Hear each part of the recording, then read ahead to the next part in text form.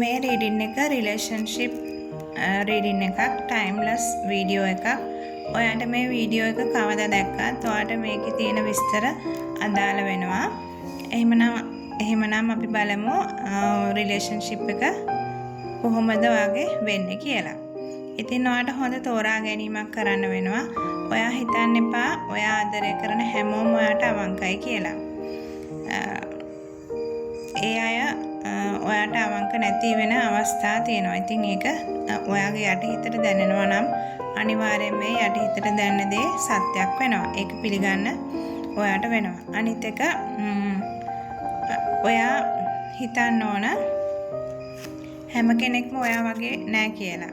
ඔයා හැමෝටම අවංක නම් අනිත් අයත් ඔයාට අවංක වෙනවා කියලා ඔයා හිතන්න නරකයි. ඉතින් මේ අය තෝරා බේරාගෙන ඇසුරු කරන්න ඔයාට පුළුවන්කම තියෙන්න ඕන. ඒ වගේම ඔයා යන තැන් ඉන්න කරන්නේ මොනවද?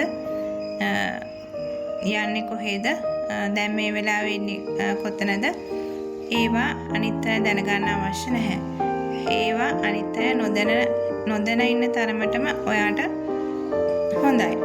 ඒක නිසා ඔයාගේ ඒ වැඩ කටයුතු කවුරුත් නොදැන ඔයාට පුළුවන් වෙන්න ඕන ඒවා කරගෙන යන්න. සෝෂල් මීඩියා වල අප්ලෝඩ් කරලා ඔයාව අපහසුතාවයට පත්වන දේවල් කරන්න එපා. තමන්ගේ පෞද්ගලිකත්වය රැකගෙන ඒ දේවල් කරගන්නවට හැඟීමක් තියෙන්න ඕන. ඉතින් කවුරු හරි කෙනෙක් ඔයාව රවට්ටනවා නම් ඒක ඔයාට ඉවෙන් වගේ දැනේවි. ඒ දේ ඔයාට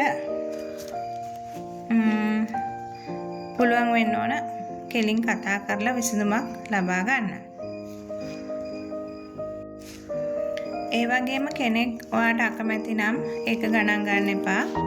ඉන්න කියලා වද කරන්න එපා එයාට. එයා යන තැනක එයාට යන්න දෙන්න. ඔයාට පුළුවන් වෙන්න ඕන.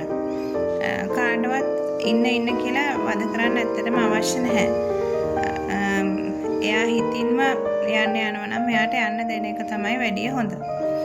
බලෙන් කිසි කෙනෙක් අපිට අපේ ජීවිතේ රඳව ගන්න බෑනේ. ඉතින් මේ මිනිස්සුන්ට නිදහස දෙන්න ඕන, හිතන්න කාලය දෙන්න ඕන. ඒක තමයි ඒගොල්ලන්ට කරන හොඳම දේ. ඒ කියන්නේ කාලය අවශ්‍යයි හැමෝටම මොනවා හරි දෙයක් හිතන්න ප්ලෑන් කරන්න කාලය ඕන. ඒක තමයි නිදහස දෙන්න කියලා කියන්නේ. ඉතින් හොඳ තෝරා බේරා ගැනීමක් කරගෙන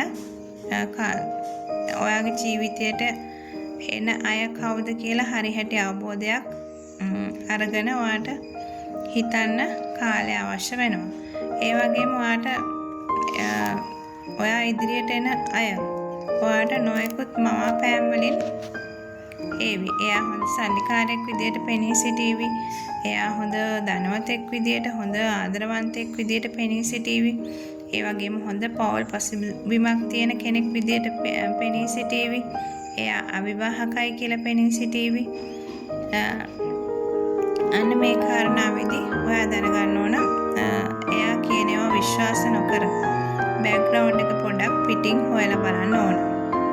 එතකොට ඔයාට කිසිම ප්‍රශ්නයක් ඇති වෙන්නේ නැහැ. ඔයාගේ රිලේෂන්ෂිප් එක පටන් ගන්න නම්, තියෙන එක රැක ගන්න නම් මේ දේවල් අනිවාර්යයෙන්ම ඔයාට කරන්න සිද්ධ වෙනවා.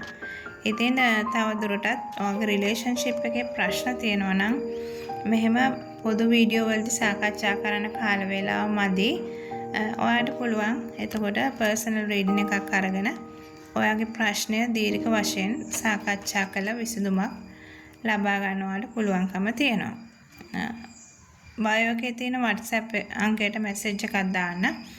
එතකොට ඔයාට පුළුවන් බුකින් එකක් දාගෙන ඔයාගේ රීඩින් එක බලන්න. රිලේෂන්ෂිප් හරි no contact රීඩින් එකක් හරි බලන අයට විශේෂ වාසියක් තියෙනවා. ඒ තමයි එයාගේ දෙසැම්බර් මාසයේ කොහොමද කියලා ෆ්‍රී රීඩින් එකක් එයාට ලැබෙනවා. ඉතින් ඒක මේ අවුරුද්දේ දෙසැම්බර් අවසාන වන තෙක් විතරයි තියෙන්නේ. එහෙමනම් ඒ අවස්ථාව ගන්න අවශ්‍ය අය WhatsApp එකට මැසේජ් එකක් දාන්න.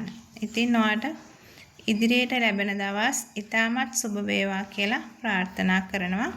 හැමෝම පරිස්සමෙන් ඉන්න.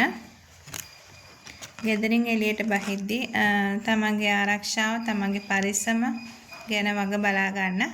ඉතින් ඔයාට කිසිම කරදරයක් වෙන්නේ නැහැ. මොකද ඔයා විශ්ව මාතාවත් එක්ක ඉඳලා විශ්ව මාතාවට ස්තුති කරලා විශ්වයත් එක්කම රැඳී සිටින නිසා ඔයාට නම් කිසිම කරදරයක් වෙන්නේ නැහැ. ඉතින් හැමෝටම යහපතක්ම වේවා කියලා ප්‍රාර්ථනා කරනවා.